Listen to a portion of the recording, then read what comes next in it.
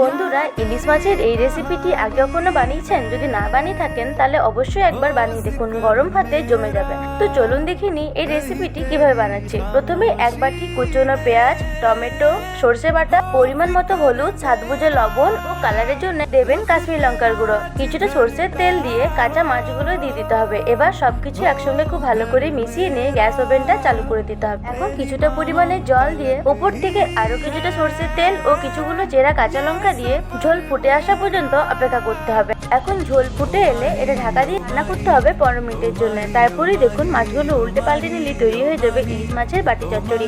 ব্যাস, আর দেরি না করে চটপট গরম ভাতের সঙ্গে উপভোগ করুন ইলিশ মাছের এই রেসিপি। বন্ধুরা, এই রেসিপিটি অবশ্যই একবার বাড়িতে বানিয়ে দেখবেন। না বানালে বুঝবেন কি করে এর স্বাদ কতটা সুন্দর। ভিডিওটি ভালো লাগলে একটা ছোট্ট লাইক ও কমেন্টের মাধ্যমে আমাকে জানাবেন। আর হ্যাঁ, আমার চ্যানেলটি সাবস্ক্রাইব করে আমার সঙ্গে থাকবেন। ধন্যবাদ।